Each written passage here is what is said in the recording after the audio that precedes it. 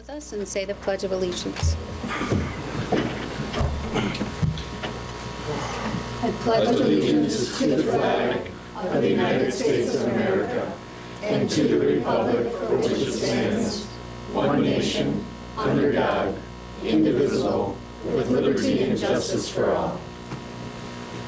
I pledge allegiance to the flag of Michigan and to the state for which it stands, two beautiful peninsulas united by a bridge of steel, where equal opportunity and justice to all is our ideal.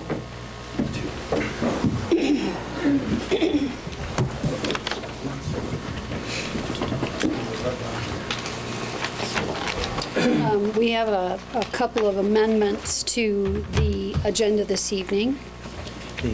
Roll call. Oh, let's do the roll call first. Thank you, Art. Sandy, could we have a roll call, please? Councilmember Malama, Shippers, Here. Spolman, Here. Stevens, Here. Mayor Filkins. Here. Now we'll look at the approval of the agenda. We have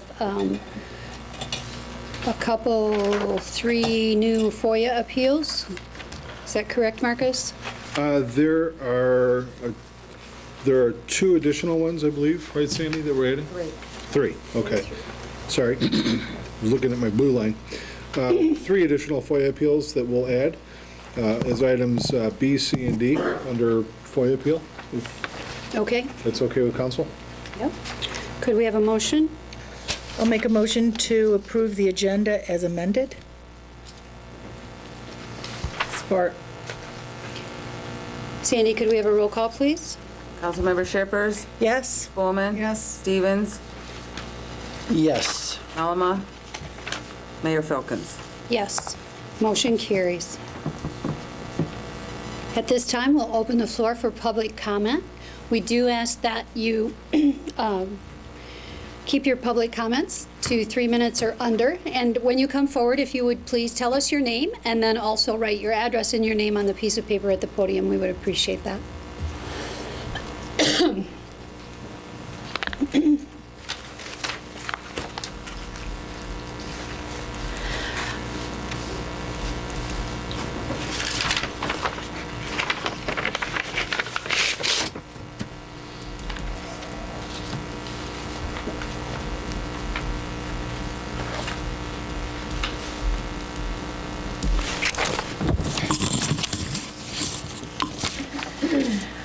Good evening. My name is Tracy Troutner, and I work for Wexford County MSU Extension. And the reason I am here tonight is that you'll be hearing from a family asking for permission to own rabbits within the city limits.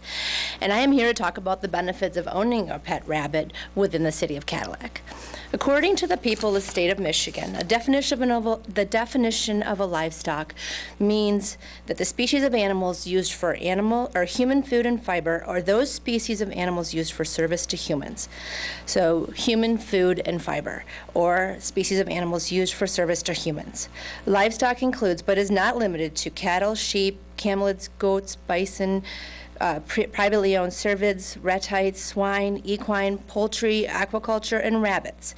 Livestock does not include dogs or cats. I believe that pet rabbits should be considered in the city of Cadillac, and here's why. Rabbits are quiet, they're relatively easy to keep clean and care for, and unlike many dogs and cats, rabbits can also be kept outside in the garage with appropriate shelter, which is great when a family has an allergy. They require a little bit of exercise per day, and long walks and pooper scoopers are not necessary. Several studies have shown that owning a pet like a rabbit has many health benefits, such as decreasing stress, lowering blood pressure, reducing anxiety, and many social emotional benefits, especially for youth. When a child is attached to an animal, such as a dog, cat, a rabbit, or even a goldfish, they learn to express themselves and relate better to others. Pets also teach youth responsibility, compassion, and many other valuable life skills. Having to come in front of you tonight to ask for permission to have pet rabbits in the city of Cadillac is a tad absurd. That's like people asking to get permission to have a beagle in town, which can be quite loud and kind of in your own face every once in a while. Rabbits are great pets, companions, not food or used for fiber. That is a different conversation for a different day. The rabbits I am talking about are strictly used for pets, and I appreciate your time tonight. Thank you. Thank you.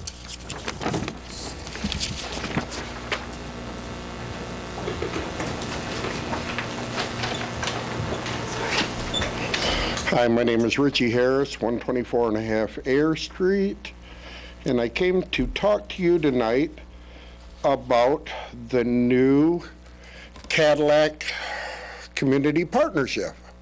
I want to say that Officer Jeff Rourke did a fantastic job of presentation, did a great job of answering questions, was really on top of his game and really put us off, I think, on the right foot to the point that we've already had some phone calls from other neighbors after talking with John and Julie that people are interested in really grasping onto this. I will tell you that they also have received some negative unsigned letters from people in the community. I was a little disappointed that there weren't more people from council there.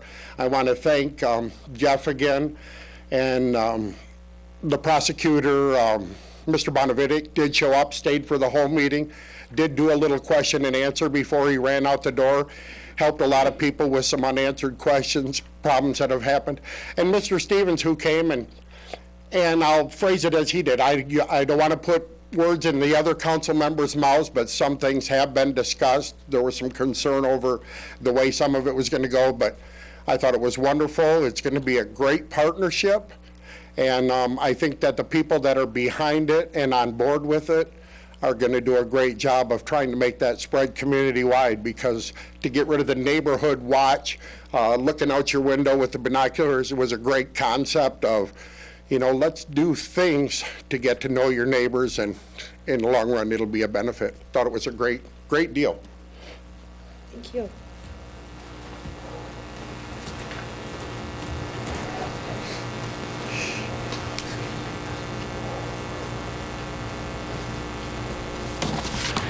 Good evening, good afternoon.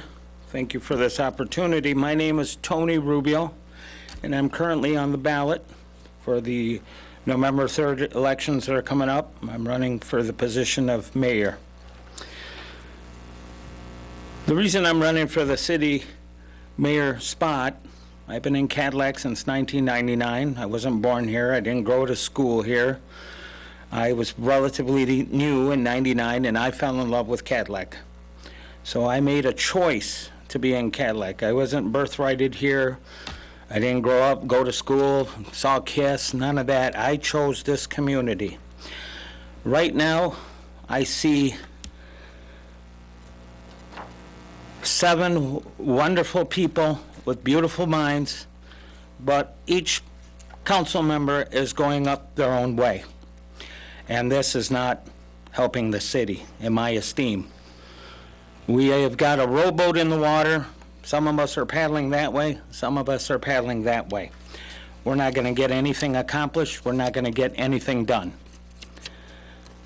I know some of you in my professional business and in my past, and I've had conversations with all of you, and I hold all of you in high regard with much respect, but it's not happening, folks. It's not happening. If I still have some of my 3 minutes, I'd like to read why ethics are important.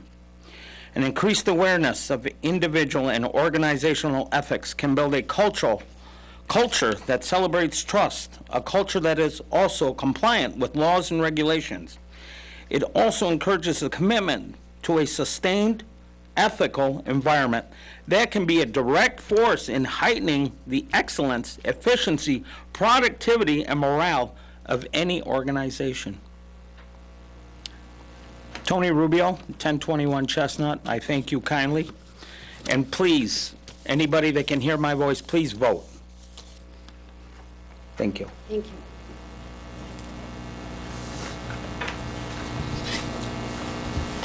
Seeing no one else, we'll close public comment and move on to the approval of the consent agenda.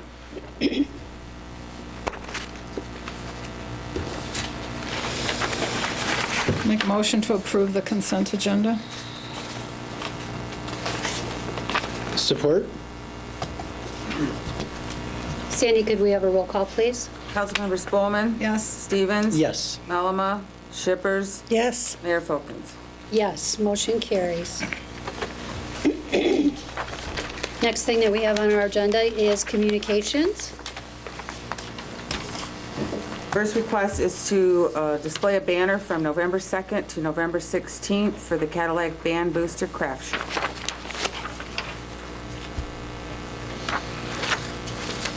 And everything is good from the staff side? Yep.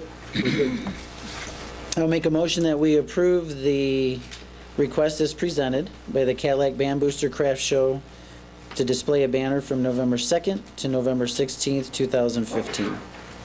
Support. Sandy, could we have a roll call, please? Councilmember Stevens. Yes. Malama. Shippers. Yes. Spelman. Yes. Mayor Folkins. Yes, motion carries.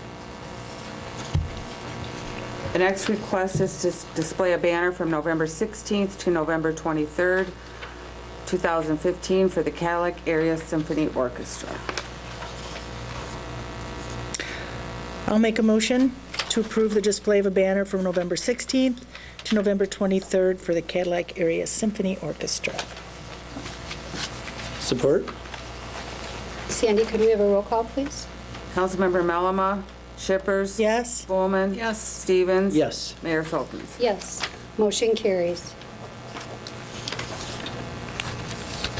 The next request is to display a banner from November 30th to December 7th for the Cadillac Garden Club Holiday Home Tour. Motion to approve the banner display for the Cadillac Garden Club Holiday Home Tour, November 30th to December 7th. Support. Sandy, could we have a roll call, please? Councilmember Shippers. Yes. Spelman. Yes. Stevens. Yes. Malama. Mayor Folkins. Yes, motion carries. And then we have this evening, one appointment. Yes, it's being recommended to appoint Mickey Putman to the Elected Officials Compensation Commission for a 5-year term to expire on October 19th, 2020. Motion to approve the appointment of Mickey Putman to the Election Officials Compensation Commission for a 5-year term expiring October 19, 2020. Support? Sandy, could we have a roll call, please? Councilmember Spelman. Yes. Stevens. Yes. Malama. Shippers. Yes. Mayor Folkins. Yes, motion carries. And the next thing on the agenda this evening is the city manager's report. Thank you, Mayor and members of the City Council. This evening, I believe we do have a family present that is interested in having 5 pet rabbits located in town at 407 Ayers Street. As the council communication identifies, the reason why we're before you this evening is because rabbits are defined by our city code as livestock and would require the city council to authorize the approval of having such rabbits here in town as pets.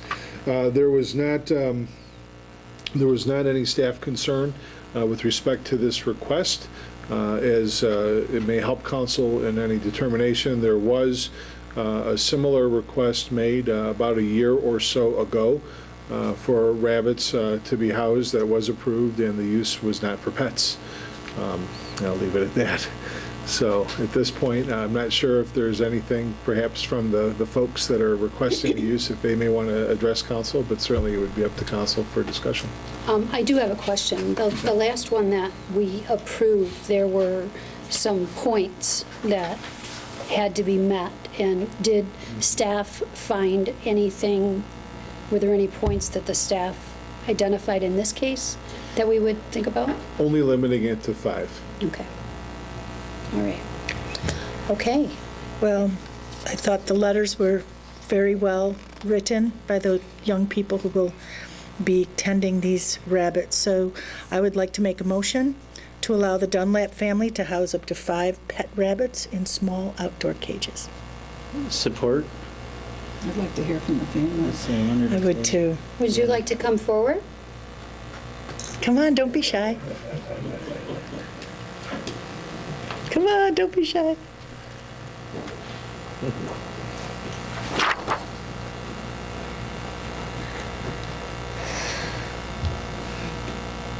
Say who you are. Can you tell us what your name is? I'm Aaron Dunlap. I'm Devin Dunlap. And I'm Janet Dunlap. Hello. You're new to the community. We lived here before, but we moved out. We came back, this time with rabbits. Didn't know about rabbits before, we do now. And in your letter, you said that you show your rabbits for 4-H? Yes. Yeah. In fact, one of our rabbits got first place in mixed breed. It must have been yours. Yes. It was T-Rex. T-Rex, the The one rabbit. in the system is T-Rex. Nice. You take good care of them? Yes, we do. We give them treats, fruits, vegetables. Who cleans up after them? Yay! I help. You've had them for a while. How old are they? Actually, one of them is only quite yet a year, But he's a senior buck. because he's over 6 months old. And this one, We're not sure how old his is, because because the owner didn't take care of him. We don't know his actual breed, but he is a mix with a Rex and a meat rabbit. We don't consider him as a meat rabbit. We just consider him as a family member. a big, huge family member. Yeah. He, on his hind legs, can be about 2 feet. Wow. He is a big baby. So are these rabbits kept outside? They are kept outside during We- summer, We do bring him in once in a while. during spring, summer, and fall. But in the winter months, we put them in the garage Garage. to keep them safe. And we are building them cages so they can have a little bit more room to roam around besides their little cages they got.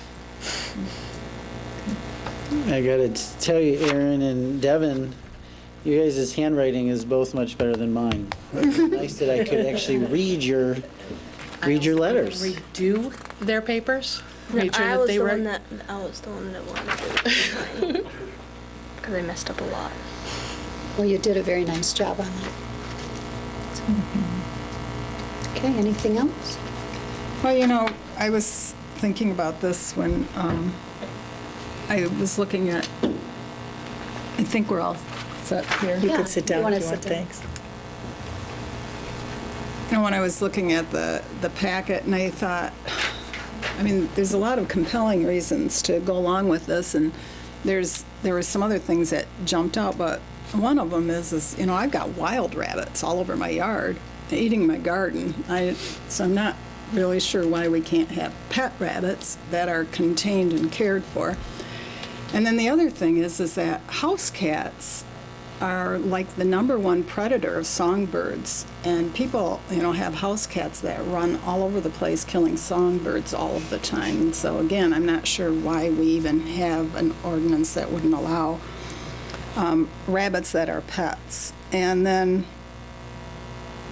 you know, I think Tracy brought up a really good point about why rabbits that are pets are even considered livestock when it doesn't fit the state definition of livestock. And so I'll just put that out there and perhaps for further discussion on another day, but it would prevent people from either having pets at their home or rabbits at their home that are pets that we don't know about, because I know it's happening throughout the community. They'd be doing it legally. And then second of all, it would, you know, I mean, it's great that the family's coming here, and I love to see the kids, and your letters were really sweet, but it, you know, it does take time to do this, and it's a process that has to be done. If we just allowed pets like this as a matter of course and didn't consider them livestock, then we wouldn't have to go through this. I can mention that we can amend the code if that's what council would like to do. The section of code specific to this is 6-27, and it simply says livestock means any horse, cattle, swine, sheep, pony, goat, rabbit, or other animal or fowl except dogs, cats, birds, or animals commonly classified as pets. So that's what it reads currently. If council wants to look at pulling rabbits out, we can certainly look at doing that. We don't want to open up to not have to come ask for a permission to house a livestock operation for rabbits. So if there's a way to, maybe by limiting the number, or there's got to be, we have a smart lawyer, maybe we can come up with a way that if it is intended as a pet, it's exempt, but if rabbits are used for livestock, they should have to come forward. Well, and as Councilmember Spolman said, maybe this is a discussion for a later date if, more people come forward and say this is something that they would like to see, then maybe we can rethink doing that. So Sandy, could we have a roll call, please? Councilmember Malama, Shippers. Yes? Bowman. Yes. Stevens. Yes. Mayor Folkins. Yes. Motion carries. Do we have any restrictions now on how many cats or dogs people can own in their home? They didn't before, did they? I don't know, I'd have to take a look, which I might be able to do yet while we're talking, so. Don't know. I don't think there is.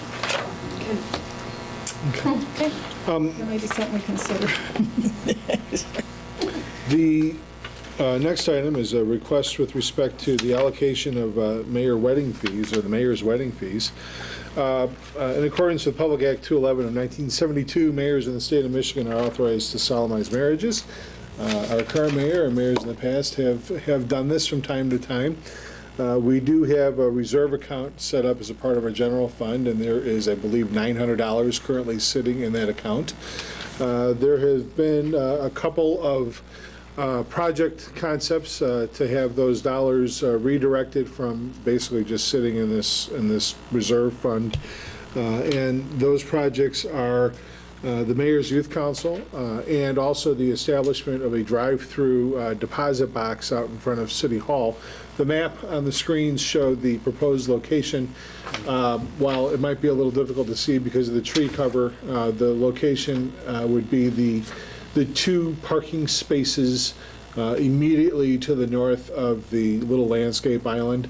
We would essentially stick a box, a deposit box of some sort right there. Those two parking spaces would go away. I don't believe that's really an issue. And then people could, if they wished, they could basically drive through and not need to get out of their car and deposit anything in the pre-existing drop box that's by the front doors, which, especially in inclement weather, could be of benefit. So the request that's before City Council this evening would be to split the funding 50-50, with 50% of it being directed to help subsidize any future Mayor's Youth Council projects and programs, with the balance being used to help subsidize the creation of a drive-through drop-box asset. So. And I know when we've done this in the past, it's just what's already there, or is this going to be an ongoing, where the funds get filtered to these, or just for what's in there now? My understanding is that once every so often, it's decided there's a place for it, so we move it. Yeah. But this would just be a one-time Yeah. Right. disbursement to these two things, and then once we get the fund built up again, we can look at doing something different with it. That was my understanding as well. Is that your guys' understanding? Okay.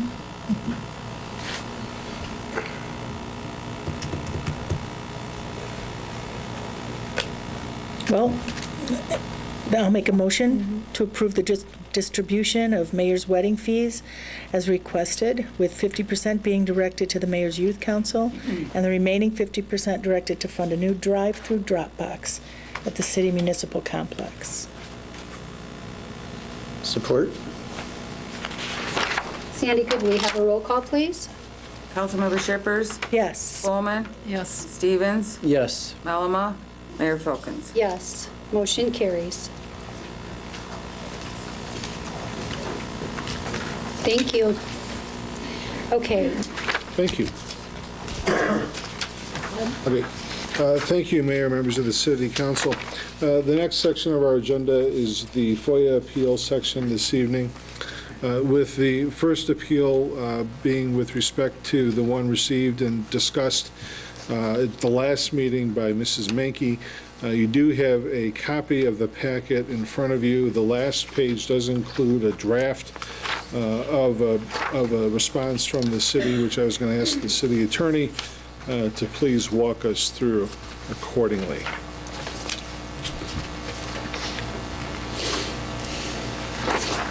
So many of these appeals, and this goes for all of them, because the city is not having another meeting until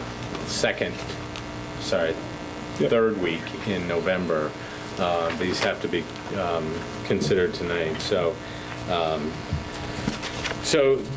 with respect to Ms. Menke, she asked for applications for the position of Chief of Police, Director of Law Enforcement. Those are records, personnel records of law enforcement personnel, which are exempt under FOIA. So we have drafted a letter that says they're exempt. Even the applications themselves are considered exempt under FOIA. That was decided in the case of Landry versus City of Dearborn, Michigan Court of Appeals case. And the letter reflects upholding the decision of the FOIA coordinator on that basis.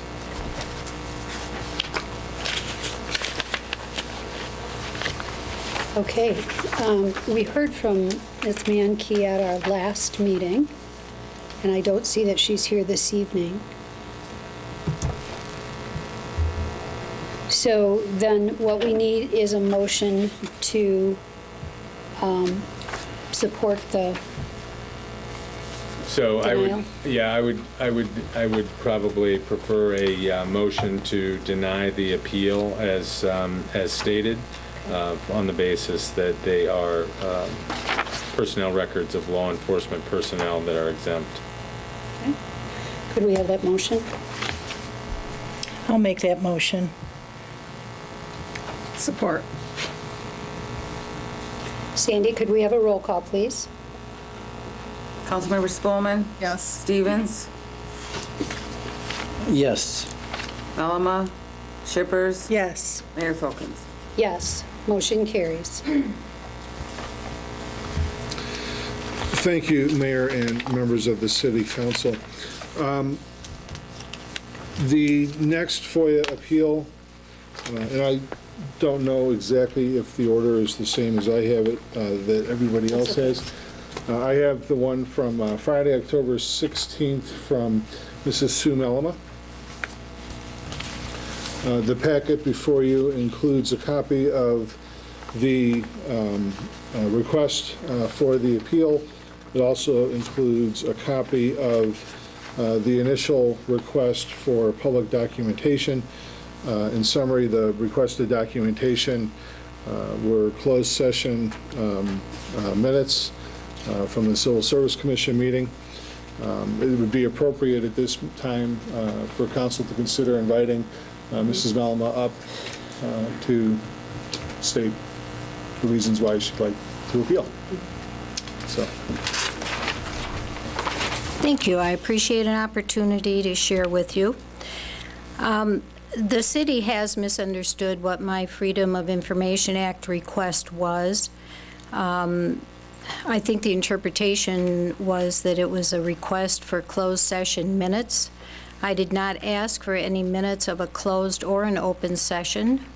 I requested the Jenowich and Bloom written legal opinion that was brought into the closed session, but was created by either Ms. Jenowich or Mr. Bloom from Foster Swift prior to the closed session of December 29th, 2014. I believe the public interest would be best served by the City Council waiving the attorney-client confidentiality, as there are, as you know, many questions as to the Civil Service Commission's process used to hire the Chief of Police. The Civil Service Commission's December 29th, 2014, 2-1 vote, with Jim Blackburn and Dan Moriarty voting to only offer the test to Detective Golnick, clearly violated the State Civil Service Commission Act. and should never have been done, especially as a settlement tool to settle agreements. Please do what's right. Common sense says you can't break the law to settle a grievance.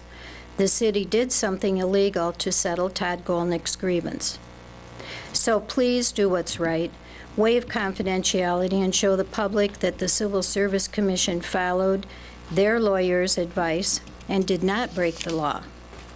Or show us they did break the law and help the community clear this up.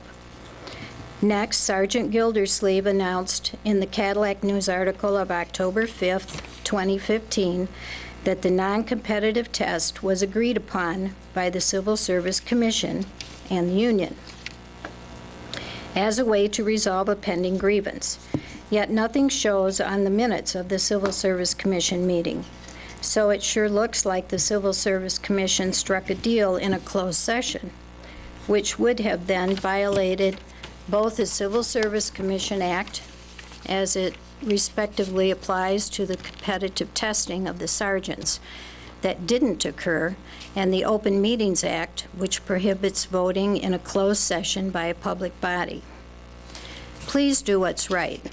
You have responded to my Freedom of Information Act, saying there was no grievance, that you have written proof of, or any proof of, nor any proof there was a settlement by the city on the Civil Service Commission of the grievance that Sergeant Gildersleeve has publicly referred to in this newspaper article.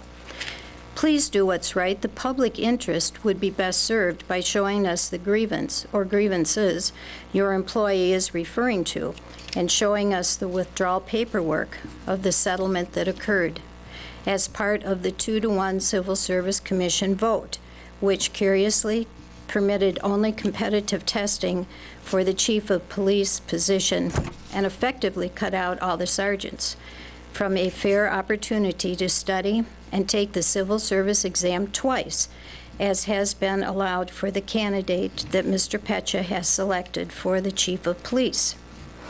By the way, the city hired the same company to write the second test, not a different one, as was previously reported. Certainly, Sergeant Dan Gildersleeve was not lying to the Cadillac News about the settlement. Please do what's right. Thank you. Thank you.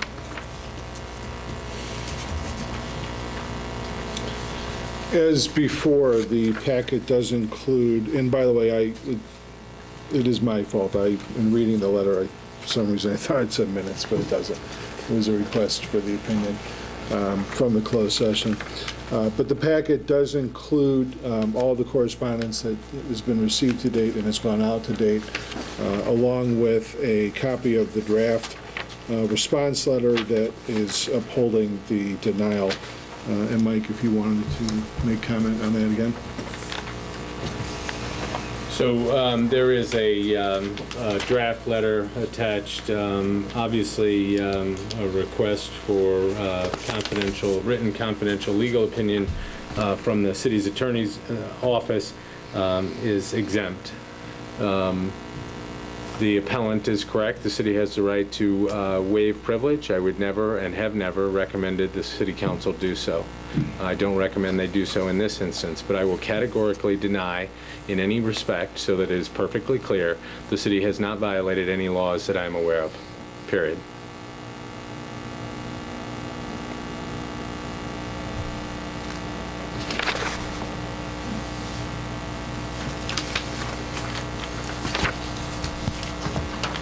We got, when was Mrs. Mellema made aware that there was an appeal or provided these documents? I did not even know we were having an appeal tonight. We've got 7, 8 pages. We're trying to hear her, try to hear all this. We haven't even had a chance to review any of this. Friday afternoon, and we got an email this afternoon. I get it. Well, the Friday afternoon said that there would be an appeal? No, this letter for the appeal from Mrs. Mellema came Friday. Right. And I'm referring to basically all three, because I did get this. I did not know this was being an appeal tonight. I didn't know these were. I got a courtesy call this afternoon, a voicemail about a closed session stuff, but there was nothing on this at all in that call.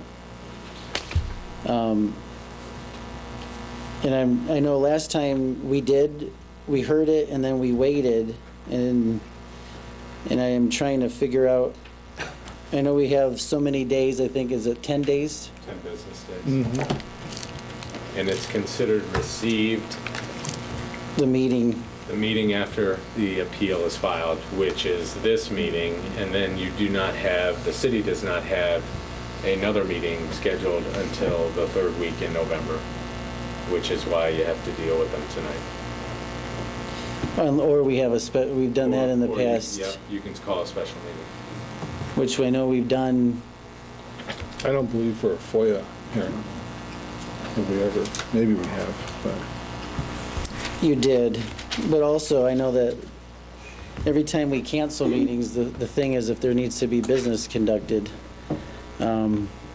This just puts, with all three of these, we haven't seen this to even be able to review, to know what we're doing. And I don't know who knew about these or who was there any communications from you to any council members on these appeals? The FOIA coordinator did send them out when they came in. I believe Todd sent them out on Friday. But I mean, all the three that, or four that got them, they knew that tonight's an appeal? I'm not sure. We just got the two today at the very last minute. And Friday, I sent out an email to everyone on council before Ms. Mellon even got home, I'm sure.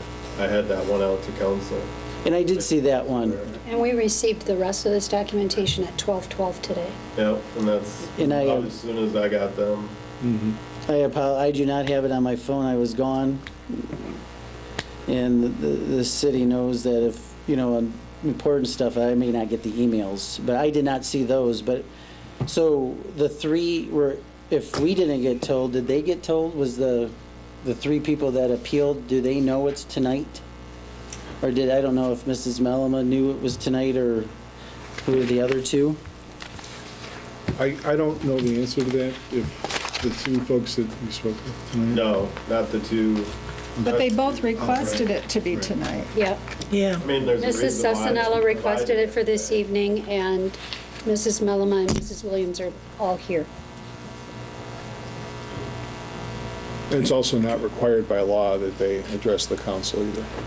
Well, no, but if some of them wouldn't possibly know, I just haven't had a chance to read this. Whatever she just said, I don't know what she's referring to, is the problem. But, Well, Councilmember Stevens, the request is for a copy of a legal opinion, and the issue at hand is whether or not the city should consider breaking the attorney-client privilege to provide the legal opinion that the Civil Service Commission used to going into closed session. And then the other issue about the records of the grievance, we don't have those records No. that she's referring to.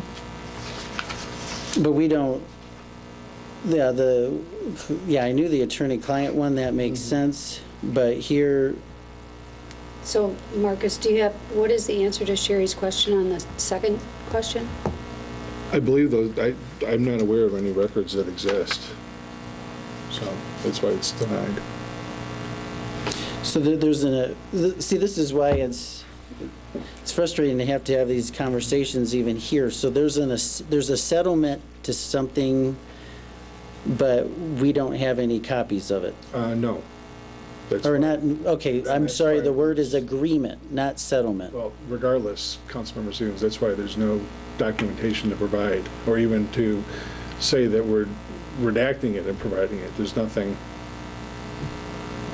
to provide, so. So there was no agreement for a settlement. Correct. So what happened, the union was grieving some of the qualifications and things that were outside of the contract, correct? Correct. For a chief or for a director. They were grieving that there was going to be a director of police or something, correct? And they were grieving the process, the actions that the Civil Service Commission took in a lawful manner, and initiating that process did essentially moot the current grievances at the time that were out there. But there is no settlement agreement or settlement document or anything of the like. So when the Civil Service Commission acted, they acted within the purview of the current contract, thus eliminating the purpose for the grievance, and so that's how it... I'm not sure if I'd even go that far. I mean, the Civil Service Commission, acted in a manner that they thought was in the best interest of the community and in the best interest of filling the position. They did so in accordance with Act 78 and initiated the process for the testing.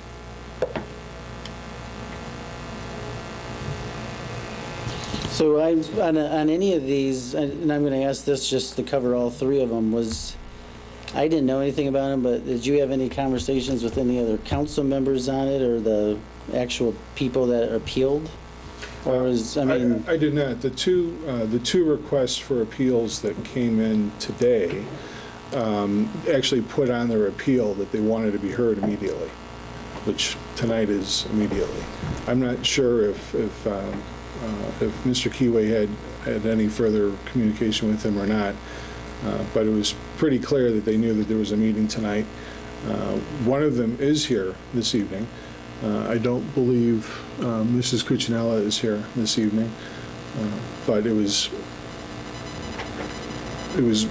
made aware to us that they were looking at having it done immediately. And you have all that paperwork in front of you.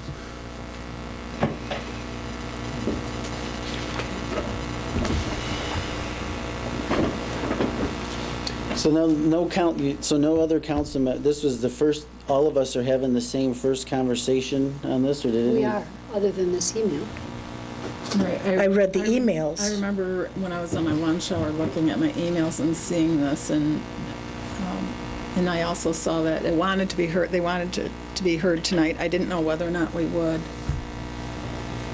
That's my only uncomfortableness of not, to give, I know that we serve as an appealant board here, and usually an appeal board or a judicial board, they know of the time and such, and we have a chance to review it. I do understand that there was a time restraint by the staff trying to get this, but, I am almost feeling, that we're, without having this, if this actually should constitute another time versus trying to rush all this. Again, giving credit to Todd's under a time limit, Mr. Keyway, and he got it all together, which is admirable considering the time frame, but. So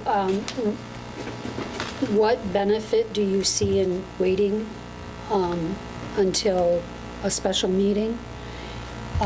With this, if we've got all of this documentation, we've got them here, and we've got our legal advisor here. Without reading, we're going to approve the letter. Wait a minute, we've got Mrs. Melima here, we've got Ms. Cuccinella who says, I want the meeting at the hearing on October 19th, and we've got Ms. Williams who says, please set my hearing for tonight. Why would we not try to do that? Well, I'm finding out, it sounds like they weren't notified if Mrs. They Cuccinella. notified us. They asked for tonight. It's if that had come from staff. Two of the that three it's are gonna be here, and tonight. one of them has their hand up, and Right. maybe she's got some. Look, I'm just giving you my viewpoint. It's obvious there's a majority that feels another way. I'm just saying, whatever Mrs. Melima said, I don't know what she said because I didn't even know what she was referring to. This is my first look at this letter, at least that we're drafting for them. But that's just my opinion that, it's a tough situation to be in when you don't have all the facts ahead. Did you see her original FOIA request? Hers, yes. And did you see the denial that was sent on Friday? The denial. that on Friday, we got an email of the appeal that had in that packet, it showed, had the copy of the denial letter. I did not see the denial letter in there. That was in It's all the, attached. it was attached in the email on Friday. So that's, Still here. that is one, but, and is that the same with the other ones? The email Yeah. you got today had the denial letters? Yeah, that's what Mr. And, you Kiwi know, has and I- done each time. I mean, just, I don't want to, I did get a courtesy call today on this closed session, but there was nothing in that message that referred to an appeals or even knowing about the emails. So I do apologize, but I've also made it known that if, in like that case, I don't have, if I'm on the road, I don't get access to it. Right. So, but that's, I was just going to say, this one actually went out though on Friday, is what I was trying to explain, and I apologize. Mrs. Malamas did. right, and that didn't mention about an appeal tonight, but maybe I missed that too.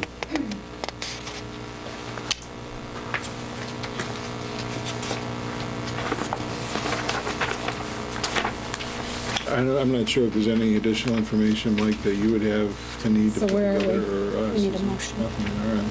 Now, sometimes, at least in the past, we've done this, we've done that, and then we've done a rebuttal. And I do see her with her arm up, unless she's stretching. I don't know if we want to do that same process, but If we want to do what? we usually have done these where they present, the city speaks, and then they have a rebuttal time. We've done that as our procedures, but I just see she's got her hand up. I don't know if she had something to say. Okay.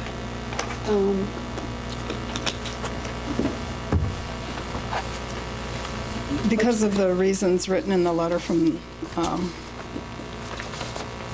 Todd Kiwi, the FOIA coordinator, and the opinion of our attorney, I will make a motion to deny the appeal of Susan Malama, the FOIA appeal. Support. I just want to, in discussion, is just to make sure it's aware of the concern that a lot of this has to do with not having the time to read this for the record. I don't think it's going to matter, but I don't ever think it's good to waive attorney-client privilege, or very seldom is it ever good. An absence of evidence is not evidence. And you know, an opinion, even though a legal opinion is not composed in the closed session, it is, the attorney is acting on the city's behalf or on the commission's behalf when they draft those opinions, and all work done in their office is also exempt, is under attorney-client privilege, so. Okay. Sandy, could we have a roll call, please? Councilmember Stevens, no. Malama, Shippers, Yes? Spolman, Yes. Mayor Filkins. Yes. Motion carries. Thank you, members, Mayor, members of the City Council. The next appeal that I have in front of me is from Ms. Kathleen Williams. This is an appeal with respect to her September 21st FOIA regarding the request for resumes for the police chief and director of law enforcement positions. As before, the packet in front of you does include a copy of all correspondence that has been received and has gone out to date, as well as a copy of the draft denial letter. Mike, if you want to mention again the highlights or the merits. Sure. So this appeal is similar to the Mankey appeal, asking for personnel records of law enforcement officers. Again, the applications themselves, including the resumes, are covered as personnel records of law enforcement personnel and are exempt from disclosure.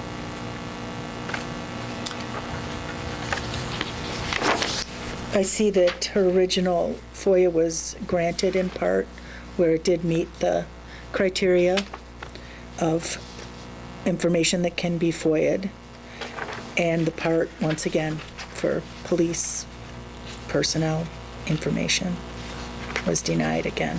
So Ms. Williams is here if you would like to come forward with anything.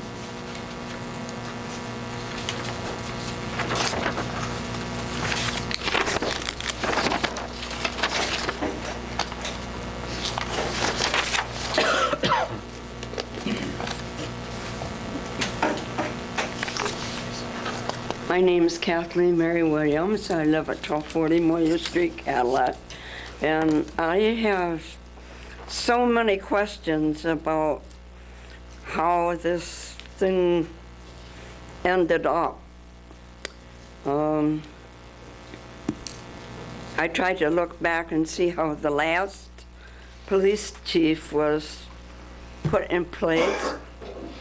And it seems like we have a lot of things happen, like people come and they say what they think, and they're just voted down anyway, even though there may have been more of them pro than there was con. And I'm wondering why the police chief selection was moved from a city manager,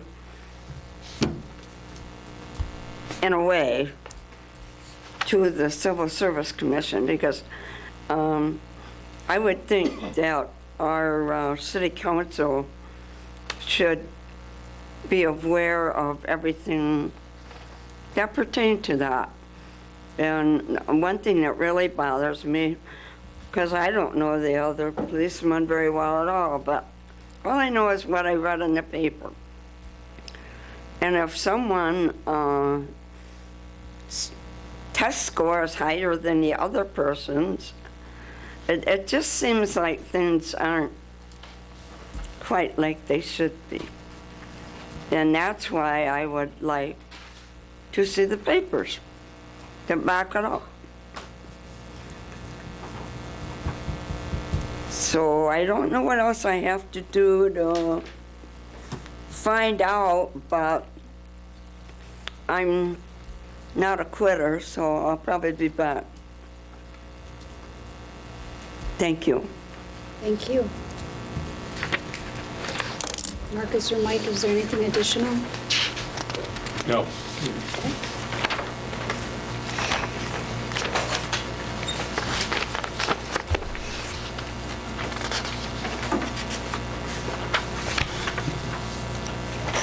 Based on the same criteria as the previous denial, I'll make a motion to deny the appeal by Kathleen Williams. Support. Again, I wanted to say that, I'm sorry. go ahead. I think it's probably, from the people who are asking for all of the records with everything redacted except for certain things, they probably don't understand why we're not allowing that to happen, because the identity of those records wouldn't be made public. But I think we have to protect those personnel type of records, and if there are only a few of them, there's certain information on those things that can be tied to certain people, even if some of the information is missing. And that's my biggest concern with this. I think that we're making the right decision by not allowing any of those records to be released. I know if I were applying for a job, I wouldn't want that information out there, all of my personnel records, even if my name was redacted from it. So I just wanted to say that. Again, I want it to be very, very clear. I do not even know when I'm voting on this what it should be for not seeing it. Saving you and the public time from reading this through to make sure I have enough questions to ask the person or to ask you.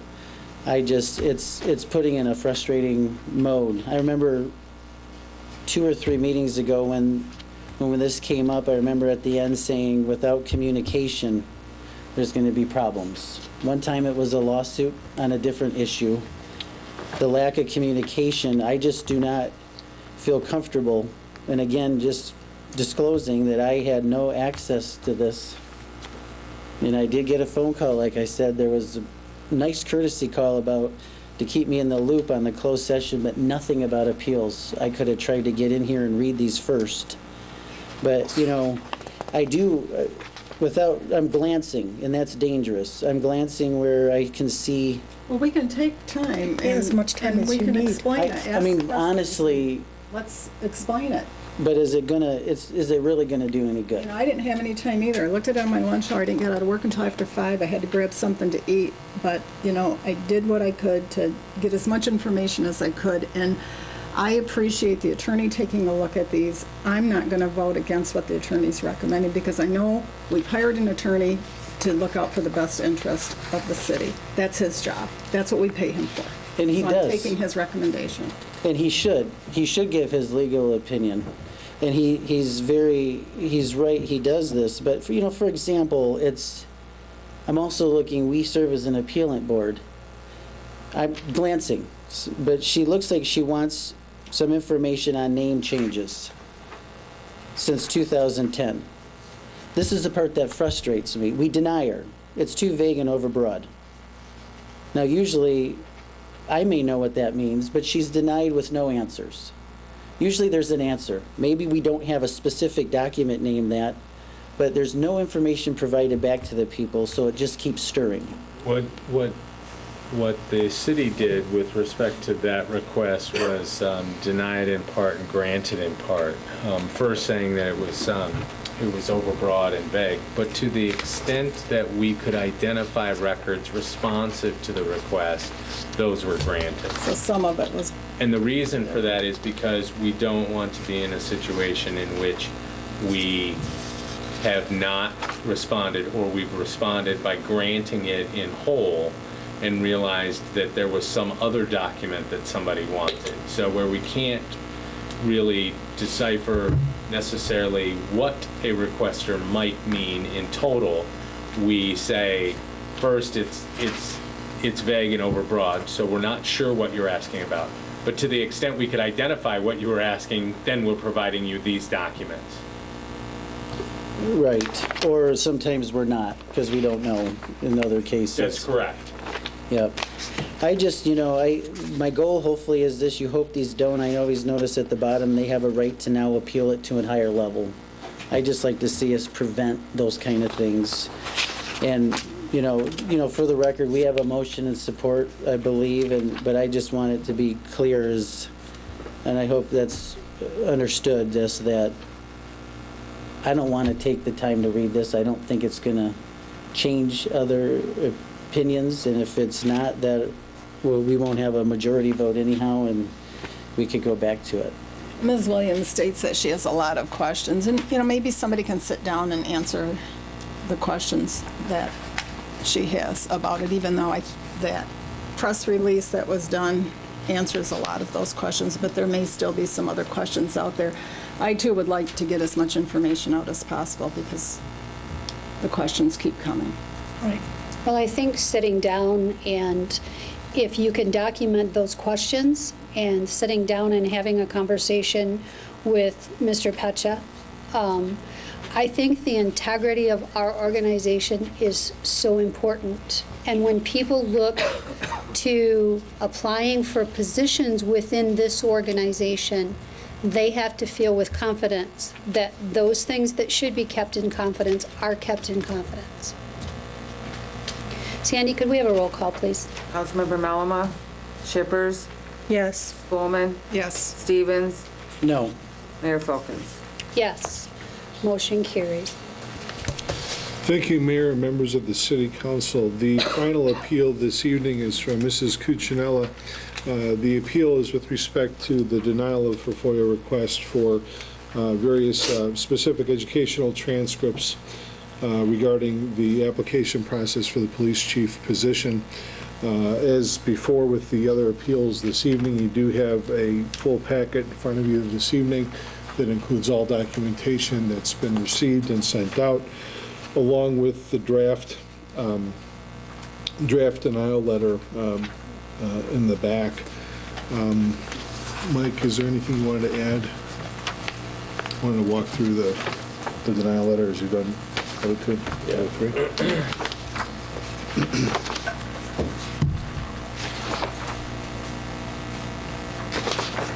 So here we have a request for transcripts, which actually presents two issues. One is these are, again, personnel records of law enforcement personnel or law enforcement agency, and therefore exempt under that provision. But these are also requested transcripts which fall under FERPA as well. FERPA is the Family Educational Rights and Privacy Act of 1974. So there are privacy exemptions that attach not only to personnel records, but also because these are educational transcripts, which are also covered by FOIA as material otherwise exempt by statute. So there are actually two exemptions for which the city has denied this request, and I think they are both appropriate in this instance. Okay, and the appellant isn't here this evening. Oh, for the record, I think you answered this earlier, Mr. Pecha, but I know the appellant put in her letter that maybe she didn't. So the appellant put in her letter she would like to have it here, but was she notified that this would be here tonight? I did not speak to the appellant. I received this correspondence stating that she'd like to have it heard immediately at the October 19th, 2015 council meeting. You know, too, and I know part of this was time. But one of the things I've always stressed too about integrity of the system and the process is if we do consistency.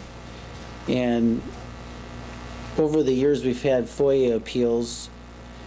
We've actually had to leave sometimes the meeting because we'll have the documents that are being denied, and we've actually gone into like closed session where we review those documents, which then gives, as a person on the appeal board, it gives you a great time to be able to come back and say, these shouldn't be done.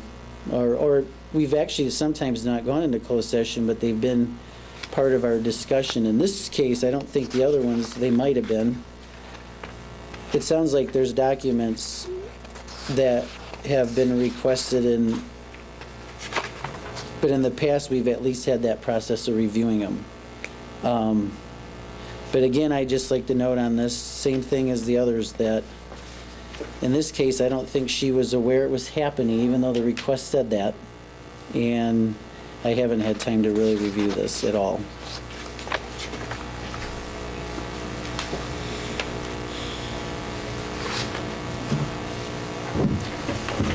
The fourth paragraph in the draft letter, can you address that, please?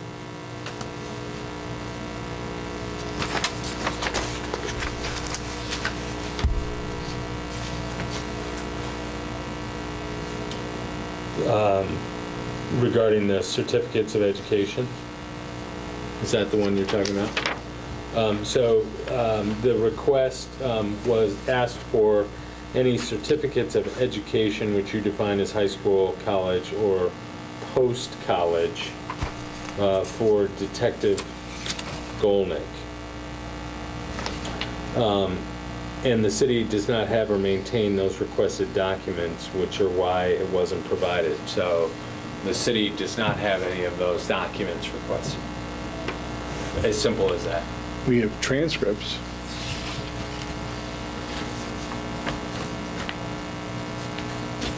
But the transcripts are being denied.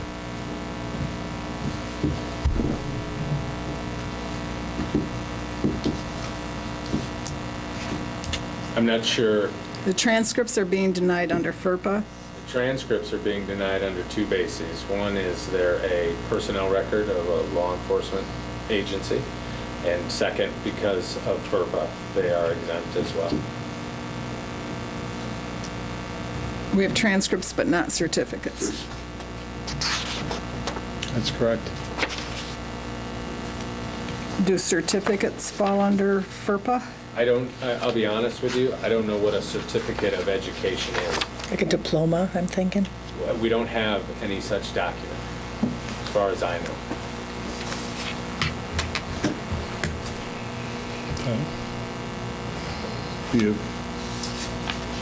We do not have that document for he or another, actually. But we have, once again, the transcripts for another.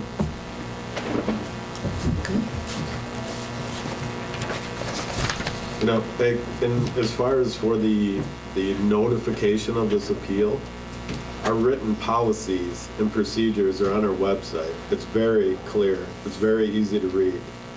And they know that it was going to happen tonight because it states right in there that it will happen at the next, or at that scheduled meeting, the very next one. And that's why she even highlighted it and everything.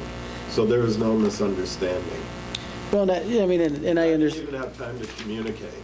If they're going to hand this in at noon while I'm at lunch, I have a lot of other things to do. I don't just have this to do. They could have some respect for the FOIA coordinator and for the process and for council. But they've known about it for a week. They have the clear written, they have the policy and everything out there right now. And they can get it at any time. This was very clear. Am I allowed now to? I mean, I know it's me, so there's going to be an attitude. No. I know it's certain appellants. It will be, no, let them go, because you. Councilmember. Keep the interrupting. You do it all the time. Council members do it. Let him. I understand your point, and we are following the law. I understand that. I also understand as an appeal board with the courts, they usually let people know their time. It's there. I want to prevent future lawsuits. We all do. That's a goal. These are the ways of doing this. I do understand you're right. Someone could look it up on the website. They could look it up at the court, at the district court, all those courts, and get their process. And I wanted to make sure you understand, from minute one, I credited you for getting your job done. I hope you understand that. This has nothing to do with you. Well, I'm just saying, this is what, we follow these guidelines. FOIA came out with these new guidelines that make us put it on the website. Our procedures, our policy, everything is clear. Anybody can request it from the desk, and we have to provide copies. So it's just a very clear policy now. it's very clear, but how many people that did this, and granted, they requested, like Kimberly, but how many people that did this were aware we didn't have another council meeting next meeting? Kimberly, last time, if they witnessed Kimberly, they would know that Kimberly put in the request on the 21st. I better make sure I'm correct on this. Kimberly put a request on the 21st. We had something on the 2nd, or the 1st. Neither. We had one on October 5th. And we told her that she could speak, but that the appeal wasn't going to happen. We didn't have the appeal because there wasn't a letter prepared. So I understand what you're saying, but if somebody was sitting out there and was also appealing, they could look at that practice and think, well, I turned it in the same day I requested it, but I didn't get a word back. They're probably going to do it the next meeting. But you're absolutely right. There is a difference, and I understand that. And you're doing your job that you're instructed to do as an organization, and this may be something, luckily, Mr. Petchy, you don't have to worry about this in 2.5 months with me, but process is going to be very good, and the way we go about it will probably save a lot of headaches. You know, you have two choices. If you got two chicken restaurants and one goes right by the guidelines and looks to technically try to just get over those health standards and maybe find loopholes and such, or one that's a high quality restaurant and they're the same price, I think it's pretty common where we're going to go and actually shop and where we're going to go and eat. And so I understand it's that. You probably also could argue that Art, it was emailed to you today. But again, a courtesy. This is what I'm saying. I don't even know the documents.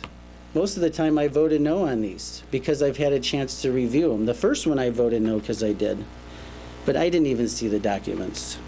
So, but that's basically where it's at. Yes, ma'am. I didn't see all the documents that are being requested, but what I do see is the legal opinion, and along with this is the Freedom of Information Act guidelines that state that for the reasons that clearly show that for the reasons stated in the letter, the appeal should be denied. Whether or not we see the documents that don't exist or that do exist, or look at all of the stuff, that's not what this is about. It's not, what's not being requested here is for us to go over personnel records of any individual. What is being asked here is for us to release those to the public. And according to the Freedom of Information Act, that it violates that. And it also, and that's what our attorney's opinion says. So even without seeing all the documents, they still fall under the purview of this letter of denial. Okay. Councilmember Spelman, did you have anything additional? No, ma'am. All right, could we have a motion? I guess I'll make a I'm sorry to interrupt. Did we have a I thought there may motion? have been a motion already on the floor. Was there a motion? No. Did we? Oh, okay, then I'll make that motion to deny the appeal by Melinda Cuccinella. Support.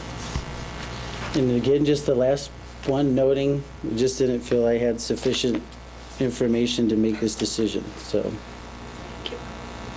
Sandy, could we have a roll call, please? Councilmember Shippers. Yes? Bowman. Yes. Stevens. No. Melama. Mayor Folkins. Yes, motion carries.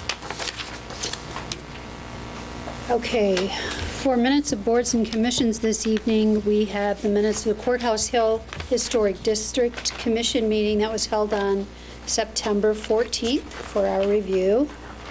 And this will then move us into the second public comment. We do ask again that you limit your time to 3 minutes. And when you come forward, if you would please state your name and then also write your name and address for Sandy. It's very much appreciated.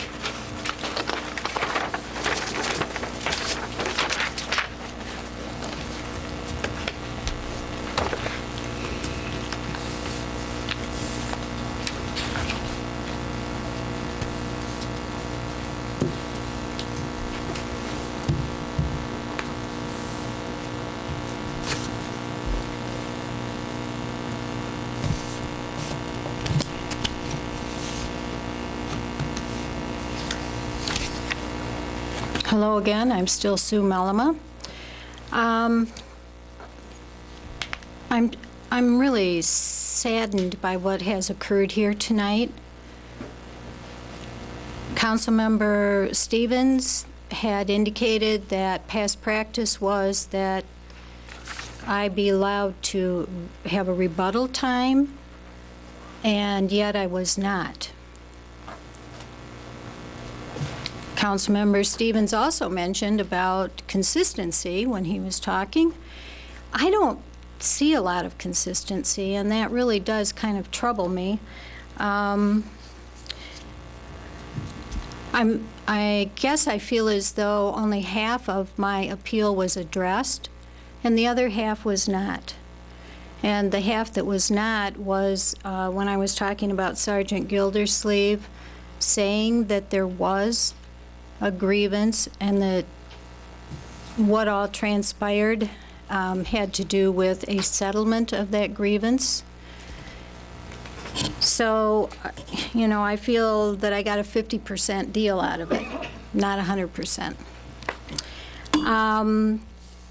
The last appeal was by Kim Mankey, and I don't understand why, and again, this is consistency, why was hers presented one week and then 2 weeks later, it was discussed and voted on after folks had had a chance to peruse it at their leisure.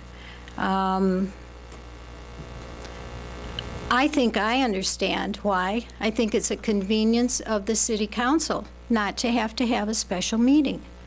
And I'm sorry. You know, each one of you are an individual. I'm an individual. Am I not worth, 15 minutes, 10 minutes of a special meeting, special time, that you folks might be able to come in? I don't understand it. And maybe one of you could help me to understand that. And when Mr. Kiwe was speaking, he said they've known for a week. I don't understand what Mr. Kiwe was referring to. I actually came in here to pick up my FOIA denial because I hadn't gotten it in the mail. So it's not been a week since I picked that up. So I'm not sure if that's what he was referring to, that I already knew about it for a week. I don't know. Thank you. Thank you.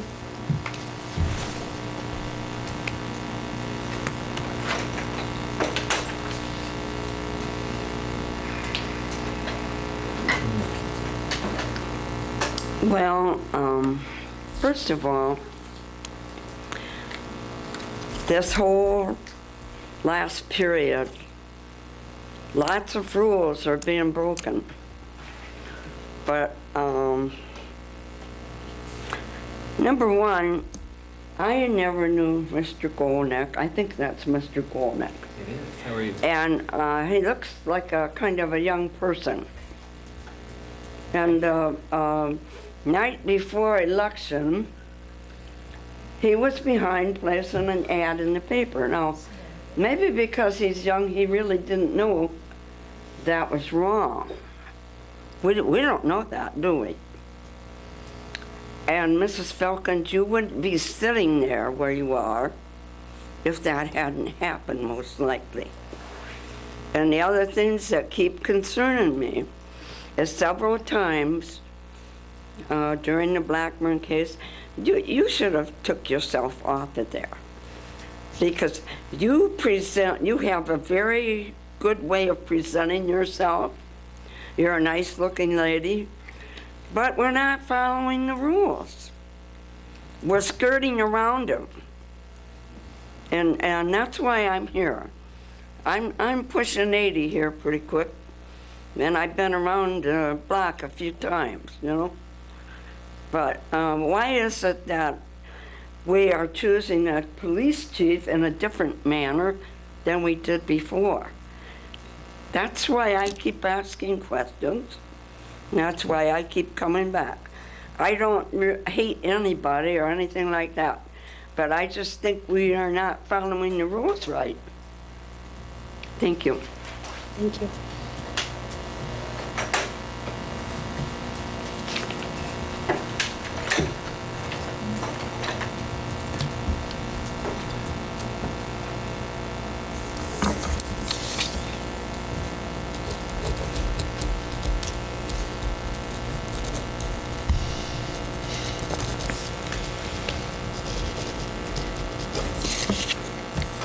Well, I'm Harry Yuckman Boone once again. This isn't my thing, public speaking. But anyhow, I've watched and written notes and dumb little stories on all kinds of county government, not just in Wexford County. So 13 years ago or something, I start watching the city council full-time. I haven't missed too many meetings.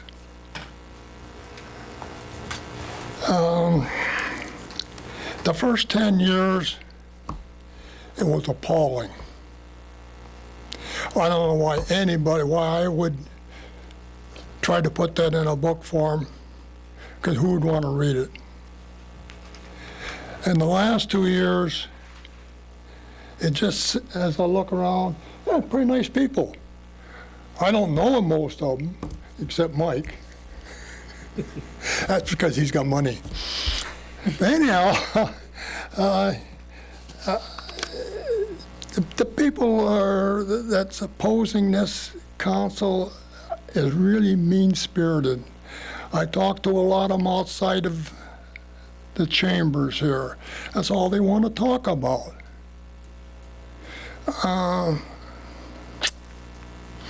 But that's the way it is, I guess. You too, mister.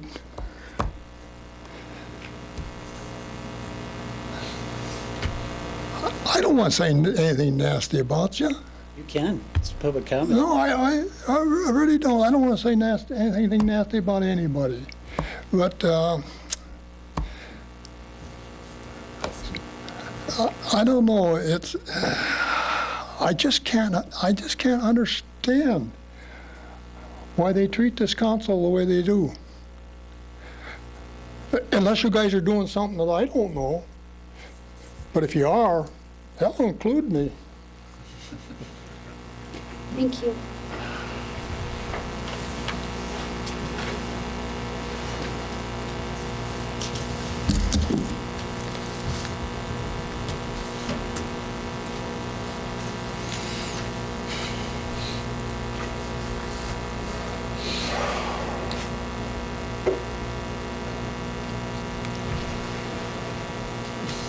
So I'm Bo McCurdy.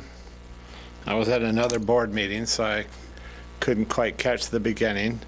But over the last couple of years, there's been a lot of accusations, a ton of them. I tend to kind of go, really?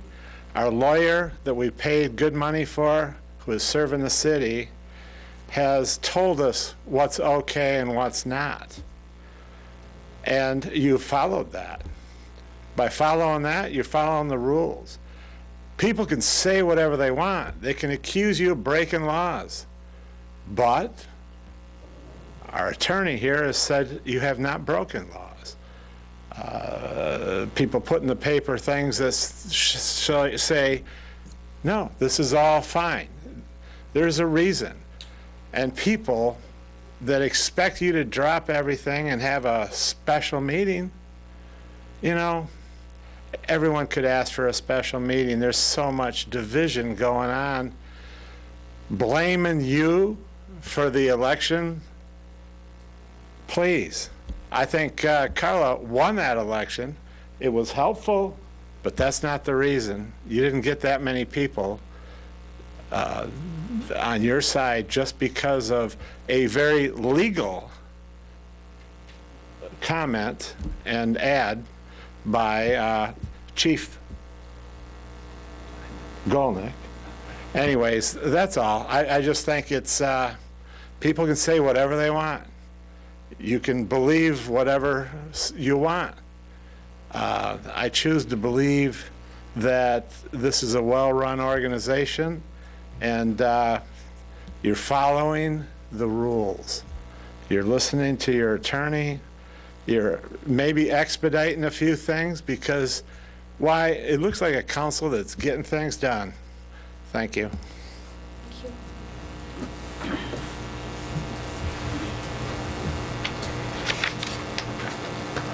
Well, I don't know if I can follow that cheerleading job by Mr. McCurdy. Rich Harris, 124 Air Street.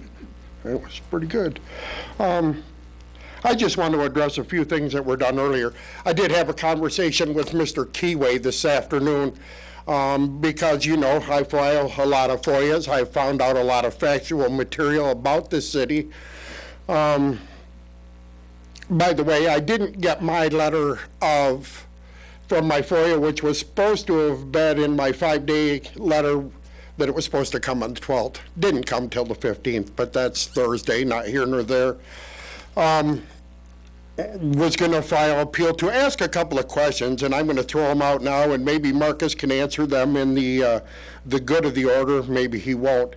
But I just don't understand why that we can't have the names of the people that had applied for a job and what their schooling accreditations is of a guy that we're going to pay $75,000 or a female we're going to pay that, whoever ended up in that job. Doesn't matter who it is, but, you know, why can we not know who did apply? What were our choices, you know, of who the people were? Because that was one of the things I asked for.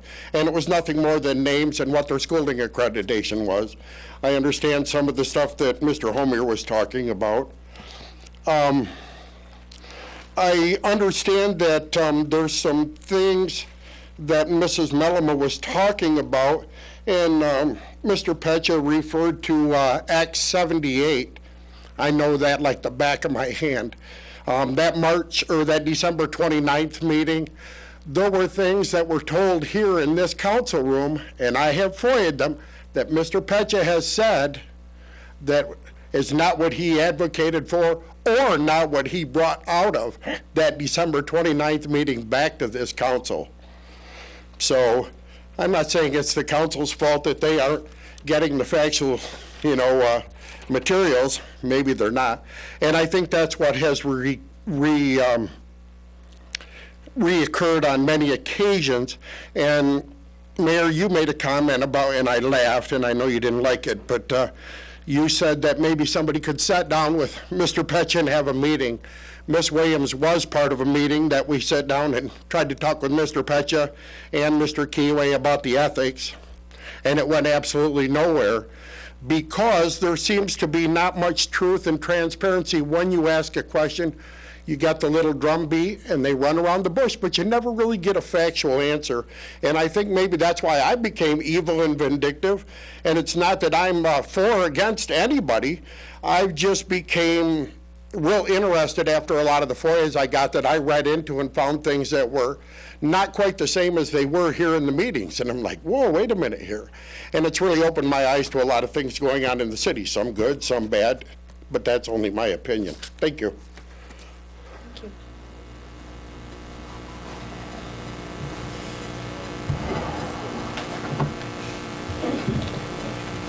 Sue Mellema. I believe that I am allowed, after everybody's had a chance at public comment, I think I'm allowed to come back up once more. Okay. I just want to address what Mr. McCurdy had to say, because I know it's not true. The advertisement for Mayor Filkins even went to a decision. It was filed with Merck, and I believe that it was upheld that our public property, which would be a computer, should not be used for political reasons. I think it was upheld that Mr. Golnick was working for the city at the time, so he should not have been doing political things on city time. There was one other thing that has escaped me now. Oh, I know what it was. It was superimposing that logo on the ad without having permission to do so. I was a teacher, so I know I can't take the Cadillac Public Schools logo and put it and run it in the newspaper as an advertisement, part of an advertisement. So please, at your rebuttal time, correct me if I am wrong about the three things and the fact that Merck did uphold that. Thank you.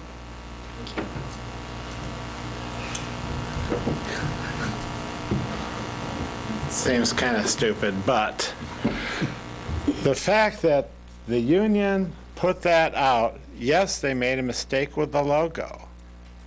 Yes, he made a mistake with doing it at work, which he paid for. All of that stuff is true. But the accusation is it cost him the election, or Mr. Barnett, the election. He's well known for this, complaining about it. Fact is that part was legal. The part that supposedly lost the election for Barnett had nothing to do with these other little things that it was dealt with. But it had nothing to do with the election.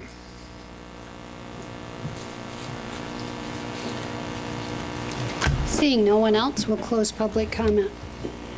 And we will move to good of the order. And we'll start with Councilmember Stevens. A few quick things. I wanted to thank Mr. Dietland. We had the issues over coffee this week, and was a great time. There were some new faces that came to it. Some good discussion came out of it, and wanted to thank him as a staff member for coming down and being part of that. Secondly, you know, I know there's many that cannot wait for that day, but it's coming close, a couple months. I'll be gone, but I hope that if there's one thing that can be passed on is I hope that we can have it. We are a full council, and we all should get the same consistent information from the office here. That shouldn't be based off of who we are or what, but you know, tonight this put us in a tough situation, and I know that it might be people. I really feel consistency on every level is going to take and get rid of things. You do this stuff the same way every time, and regardless, you do the same process. I know you can't always do it, but you go through the same steps. You give everybody the same courtesies, and we go that extra mile. Because I understand it. I've been part of this. I understand it's not appearance. Some council members, it would never be acceptable for certain people to respond back or do things in some ways. But that's always been a courtesy. You know, the question I have, it's probably a true telling story, and we don't even need to answer this because I know the question and the answer. But Councilmember Mellema is not here. A month ago, he expressed some major issues. And my question, how many people have even given the time of day to communicate with him from this group? We claim we want to be a team, and we don't. I understand that. But I've also understood when others felt on the other end, and I think that every one of you would know that I'd always make that call. But it's obvious there's certain members that are not part of this. But this puts us in a tough spot tonight, because I know it's going to look like, look what Art did, but I don't have the information to make decisions. Now, I know in the past it's been said, well, even when we have special meetings, well, we had a quorum, we didn't need to get everybody, we knew we had a quorum, without the courtesy of letting the full council know about them. Those are the types of things that cause issues. I really would hope that there could be a way in the future to solve a lot of this. It's going to be the word consistency. And I can understand where council members feeling, because I know what it's like. But there's some that this just continues to go on. I know there's a celebration because it's certain groups that maybe they want him gone. But if we really want to be a team and we really want to live by the code, the core values and the guiding behaviors, but it's telling about where we are in terms of consistency, but also if we're living those codes. This is the problem with this division, and I hope we can get on it. We have a great council, but if we're not all, no matter who the new people are, if they're not all given the equal opportunity of the data and information, it's just going to continue to grow problems. On a side note, totally different note and a positive note, and if Mr. Golnick can extend to Officer Rourke, that meeting that was the neighborhood watch that they did come up with the community partnerships was a phenomenal meeting. He did an excellent job. The community partnerships had people from multiple areas of town, which is exciting. I think there was some confusion that maybe this was just for that one neighborhood, but there were people that were from multiple areas. This came up at Issues Over Coffee, very positive comments. I could see this program extending through the whole community if the neighborhoods allow it. And Officer Work is perfect for that. He did an excellent job of presenting the information, working with the community. And if I was to look at a few different programs that are going to turn this around, this is going to be one of them. Because at the end of the day, under his leadership, we could have a neighborhood watch. It doesn't matter what neighborhood you're in, you can have it. It can be consistent, and everybody can be treated equally. And that's extremely important. And I see this as one of those processes that could heal that, because it can happen anywhere. And it can be consistent, and it can help the neighbors on every level. But I know I'm rambling on. But I want to tell you there's a difference here. Down the road, and I know I'll be gone, but we got to figure out what kind of a place. We can just get by and just go by the law and shift by, or we can look at that quality. And we have staff that want to. We have a council that I know wants to. But that's just one piece of advice that I have, is if we can stay consistent and do the course and treat everybody the same, I think it's going to solve a lot of it. Thank you. Thank you. Councilmember Shippers.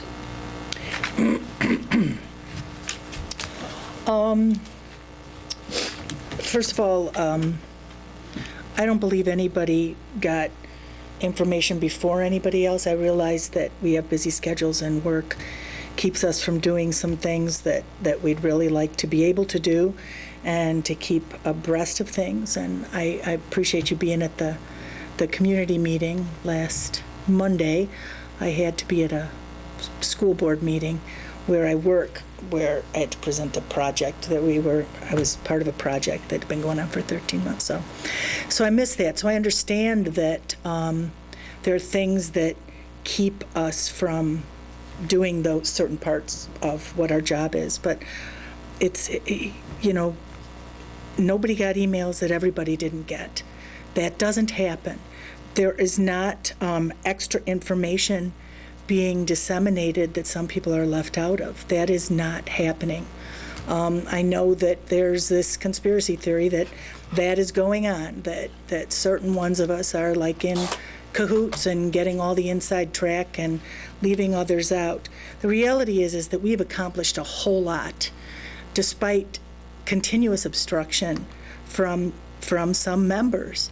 And I think the real telling statement tonight, with talking about the divisiveness on council is a divisiveness in the community. And it comes from a belief that one legal endorsement by the police officers union, unions are allowed to endorse candidates, that one endorsement is the reason that Mr. Barnett lost the last election and that Mrs. Filkins, Mayor Filkins, is now the mayor.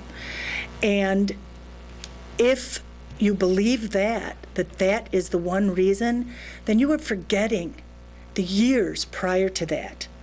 The things that came through here, the audits, the people resigning, people being forced out, a culture of trying to change the past that ended 2 years ago here at this table. We have looked forward. I remember saying, you cannot govern in the rearview mirror. You have to look through the windshield. And I believe that's what's been happening. And it's freaking people out that things are getting accomplished, and so we have to focus on bad things. We have to continue with the negative, because it was one thing. We have to go after Chief Golnick, because it was his deed that caused this election last time. And this is like a personal one thing after another. I just, for crying out loud, let's let's look at it for what it is. You know, this is political, and it's ramped up now because we're getting close to the election. And so all of a sudden, there's all this fear and all of this, you would never be there if it wasn't for an illegal action. It was not an illegal action. It was a legal endorsement by a union. My union, that I'm the president of, makes candidate endorsements. My union incorporates the school logo in our letterhead when we write those letters of endorsement. And nobody's breaking the law. I've said this before, and this business about that special people get special privileges, everything, that article that was in the paper spelled out the entire process of the selection of the chief of police. From the very beginning, it was so clear, it was so concise, everything was there. And yet we don't want to believe it. We think that somewhere underneath there's some secret conspiracy to do this or do that beyond what actually happened. It's almost to the level of a sickness. It breaks my heart that here we are, every little thing, that every time we move forward and do something amazing in this community, somebody comes up with a list, but, and it all has to do with politics. It all has to do with trying to change the past. We have done amazing things. Youth Council is meeting again on Wednesday. We've got this place plans thing going on. We have amazing festivals. We have countless other projects in the works. We have the Rotary Pavilion being updated and the beautification of downtown.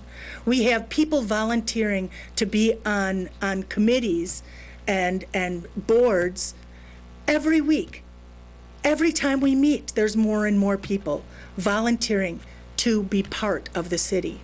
We have people that do one heck of a job here, that take on everybody, all this new stuff at the last minute to try to meet the needs of the community and do a darn good job of it, if you ask me. You know, we talk about, and yet they're under attack, and yet we are under attack. We are volunteers.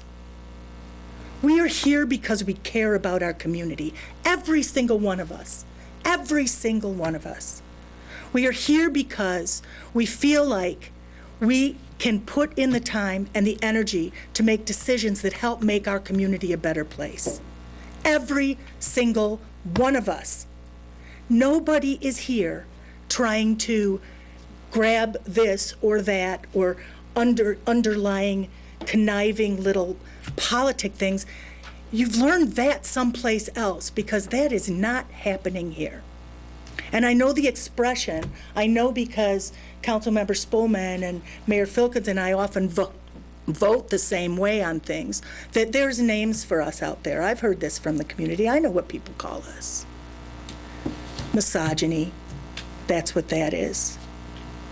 Fear of people, but when you look at what we're voting on, when you look at what's coming before us, is there anything that any of us have done that has not furthered the best interest of this community? No. No. Clearly, no.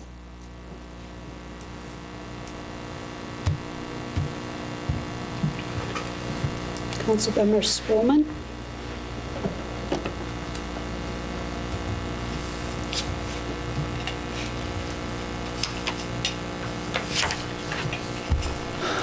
This has been an interesting evening.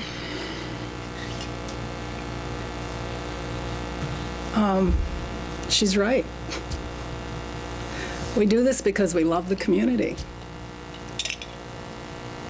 And we're tired of getting beat up by everybody. There's no conspiracy. I didn't even get the courtesy phone call So stop playing that card that we all know more than you know, and we're prepared for this meeting and you're not. Because we were all working too, but we somehow managed to get here. I agree there was no consistency because we didn't do Ms. Mankey's in the same time. We need to work on consistency, there's no question, but there's a reason for doing that. We had the opportunity to wait on that one and we chose to do it. Whether that it was right or not, I don't know. But we've got so much energy out in this community that seems to be negative about these three broads up here. And that's got to stop. I mean, that's crazy. My politics aren't the same as TI's. We're this far apart. And my politics are not the same as Carla's. But politics don't have a place up here. That's all we're trying to do is the best thing for this community.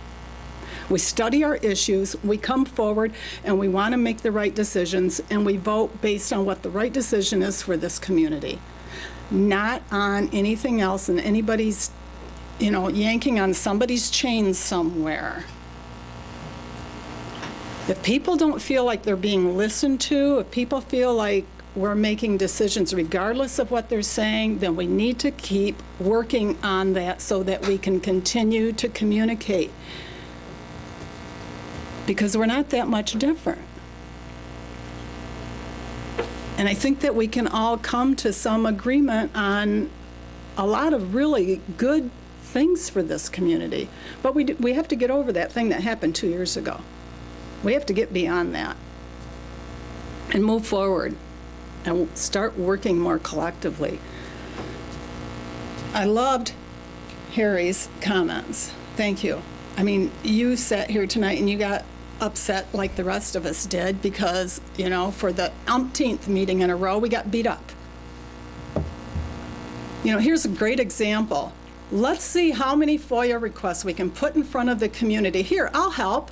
Let me just type this up. You guys fill in the blanks.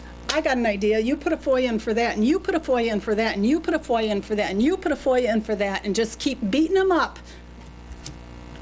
I mean, what is the point of that? People, we can't get anything done with that. Look at our FOIA coordinator. He's got other things to do besides filling people's FOIA requests. FOIA was developed to give people the information that they really want so that, the Sunshine Law. That's great. Keep asking the questions. We'll give as much information as we possibly can. There's just some pieces of information we're never going to be able to give. But don't keep beating us up about this little piddly stuff that gets in the way of us moving on and doing things that are really important and things that are really good for this wonderful city.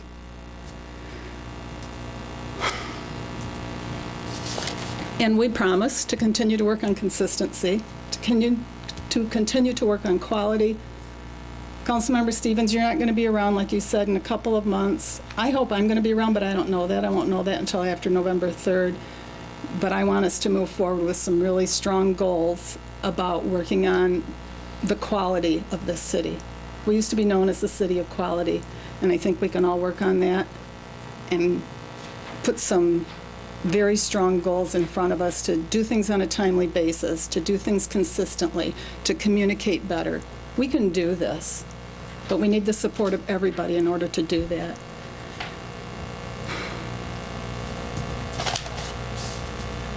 The only other thing that's on my list tonight, Marcus, is,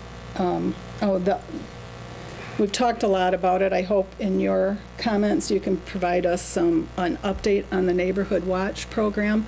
I wasn't even invited, I don't think, unless it was an email that I missed, so I didn't even know about it. I wouldn't have been able to be there because I was on campus that night, but it's really nice to hear the energy that's happening because of that, and it's really nice that it finally got moving, and it sounds like it's moving in the right direction, so that's really good to hear. Thank you. Okay, thank you, Mayor and members of the City Council. The Neighborhood Watch meeting did occur.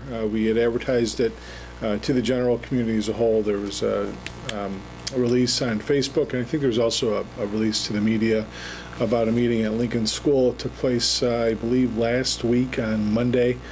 Does that date sound right? Monday? was, There were ideas that were shared with those that attended, including developing more or less a community partnership, not necessarily line item by line item exactly what the National Neighborhood Watch Program is, but more or less developing a system where the neighbors could get to know each other better, form stronger relationships, look at and talk about some of the property issues from the external property issues, and how can they work together in looking at trying to create a better sense of community, a better sense of citizenship, and essentially it'll be a group of interested stakeholders from at least the prime area that has been talked about in the past, moving this whole thing forward and using the city as a resource to help facilitate. So it was very well received as it was discussed tonight, and we're very happy to continue to try to be of assistance in moving it forward. I'm sorry. No, go ahead. So talk about interrupting, but on that, I forgot the one thing that on the community partnership, and it was mentioned by somebody in the audience. It was asked when I said I don't want to put words in the council's mouth at it. Again, Officer Rourke's awesome job without any budget. And the public sitting there, they're excited. One of the key components of this is signage. And the question came up looking at, hey, you're on council, what do you think? It would be worth something to look at, and I'm not talking general fund money, but maybe one of those funds that we have, like we did with the pavilion and such, if that might be the council's role in this, is to help with the signage, that we can make this successful. That, it sounds like, is a big component of it, is having the signage, and if we can say, hey, we'll take that stress off the program by us looking at a way to fund that. That's where he was mentioning earlier about, I didn't want to put words in the mouth, as I said, I think there's some reception in that, but I don't want to put words in the council's mouth on that. And if I can just kind of shoot from the hip, I know that in the past, when there's been some other neighborhood watch programs in place, we haven't subsidized the acquisition of the signage, because part of the exercise is getting the neighbors to work together to raise the funds, whether they're doing it themselves or trying to get sponsorships. But certainly if there's some difficulty in them raising the dollars to get some of the signs put up, and I couldn't even tell you sitting here today how many signs we would need. We can bring it forward at that point in time and say, here's what's been raised and here's what the gap is, and maybe make a recommendation at that point. So, because I know that part of it's teamed up. Yeah. You know, you bring up a great point, because signs are a huge part of it, and ownership of the signs is part of it, and that's what brings this group together. Actually, what Marcus just said is for them to kind of raise the money, and then we do a slight subsidy on it. Maybe we look at more of a subsidy to kickstart it. I don't know how fair that's going to be to future groups that want to jump in, but this group's really enthusiastic, and they're very receptive. But actually kind of buying the signs and protecting them and having that ownership and that pride with the signs is a huge part of it. But I could easily see that neighborhood using a couple dozen signs, and if you're going to be thinking over $50 a sign, that's going to get pretty expensive pretty fast. So that's one of the things that Officer Rourke is going to be discussing with the group, and then where maybe how other groups have raised money and how all that's gone about. Is one of the things. And just to shed a little background, because I can see that there's kind of some talk going on and some of the points are being missed. This particular program, the way we're approaching it, kind of takes Neighborhood Watch the next step. A lot of Neighborhood Watches have a tendency to kind of die an ugly death because there's a lot of organization ends up kind of just falling apart on it. So I was exposed to this particular program about a year ago at the Michigan Association of Chiefs of Police Conference, and a department had presented it and let us know what was going on. So I sent Officer Rourke down to steal it. And we flat went down to this community and we're stealing everything they're doing because they're having great success with it. And it is a little different, and it is a little bit different of a brand. And I think because we're going to do things a little different, I think we can always look at just different, whatever it takes to get this thing going. But I really wanted this to be something that didn't fail. Also, there was a mention about the police department's leadership in that. We will take a bit of a leadership role. It's really important that everyone understands that these neighborhoods will be the leaders of their neighborhoods and their neighborhood watches and their community partnerships. We certainly will participate, and we will do the things that we are learning to help keep the enthusiasm stimulated and everyone interested. And we definitely have a role in there, and we will be a huge part of it as long as we're invited, and that's where we want to be. But this is not the police department's program. It will be a partnership that we'll do with any neighborhood that wants to go in with that, and we'll certainly do our part in it. But the leadership really has got to come from the neighborhoods, and we'll help stimulate that enthusiasm. Couldn't have said it any better. And Officer Rourke is the perfect person. You're right. He does a great job. He's a wonderful officer. Wanted to mention a public thank you to Chemical Bank. On Columbus Day, on October 12th, they came out, volunteered their time, as they've now done a couple years in a row. This year they were out cleaning the lighting standards along the Keith McCullough walkway. I can say that they were really in dire need of a good cleaning, as well as the removal of spiders and all sorts of other things that got caught up by the lenses. So they did a fantastic job doing that. They also did a really good job in repainting the gazebo clock tower, which was, again, in something that really needed some love and attention to. And so we are very grateful to Chemical Bank for coming out and volunteering their time on Columbus Day, which was a bank holiday and a mail holiday. The last thing I was going to mention is the fact that I think we've already beat to death tonight, which is our next regularly scheduled meeting is on Monday, November 16th. Okay.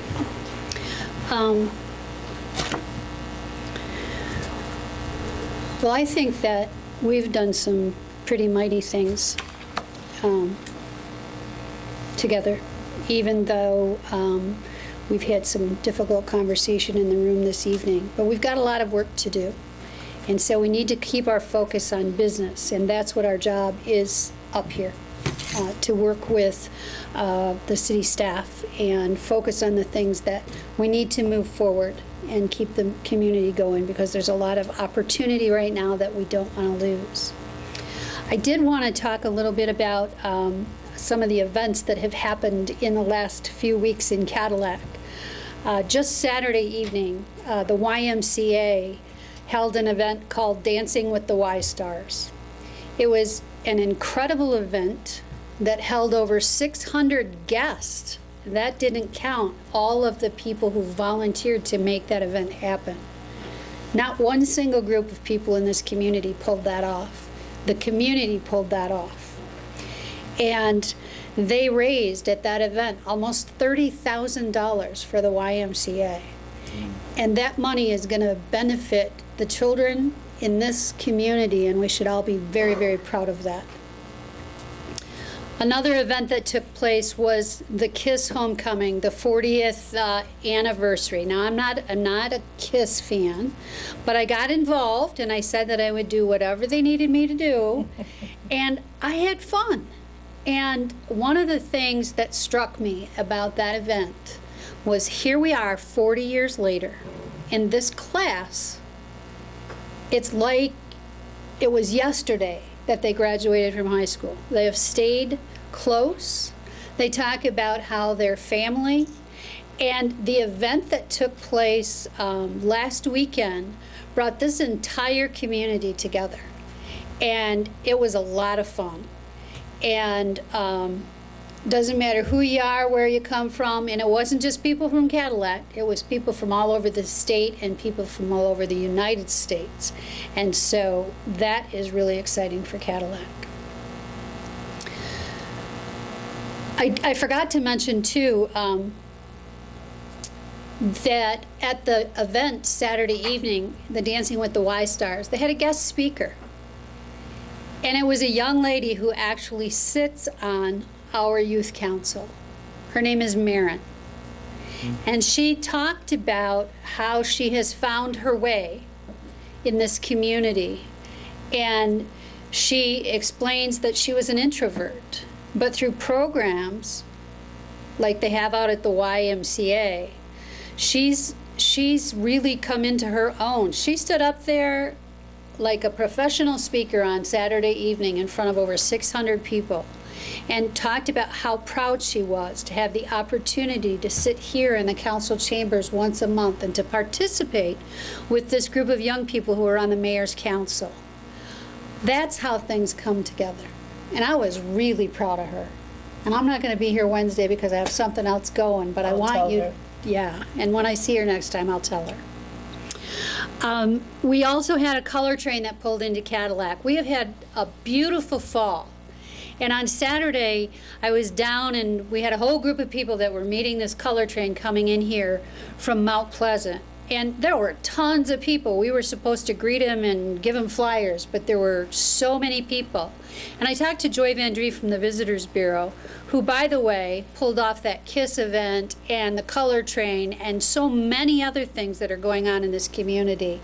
They're amazing. The Visitors Bureau is amazing. But she said on Saturday when that color train pulled in here that the businesses in Cadillac, and not just the restaurants who normally are the ones who see that influx, but all of the stores on Saturday commented on what a great event that color train was. Again, that's a community event. This community made that happen.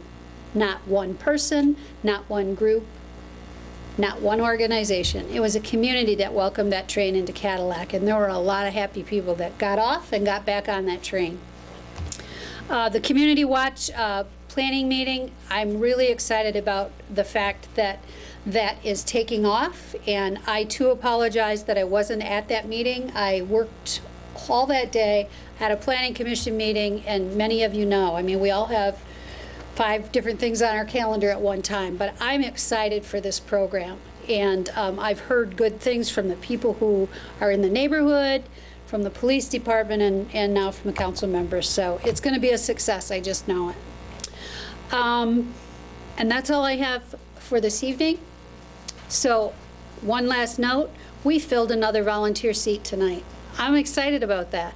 And we're going to have the volunteer luncheon next week, and we're going to talk about the seats that are still open. And it's still my goal, our goal, to get every one of those seats filled by somebody in the community.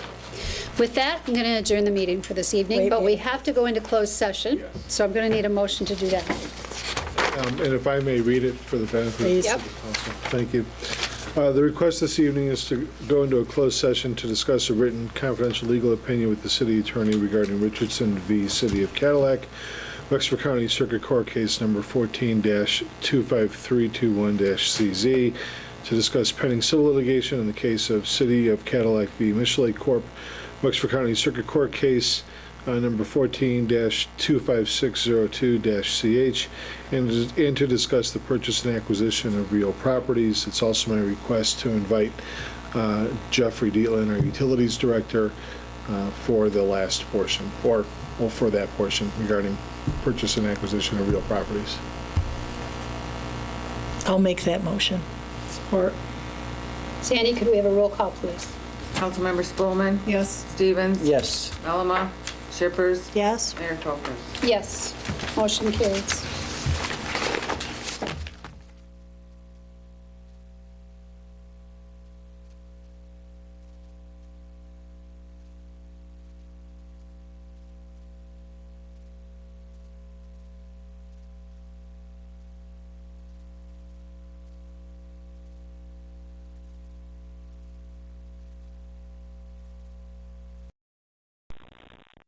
I'll make a motion to return back to open session. Sandy, could we have a roll call, please? Councilmember Melama? Shippers? Yes. Spolman? Yes. Stevens? Yes. Mayor Folkers? Yes. Motion carries. Thank you, Mayor, members of the City Council. At this time, it would be appropriate for the City Council to consider a motion to proceed as discussed in closed session with the City Attorney. I'll make that motion. Support? With a roll call, Cindy? Councilmember Shippers? Yes. Bowman? Yeah. Stevens? Yes. Alama? Mayor Folkins? Yes. Motion carried. And with that, we'll adjourn the meeting.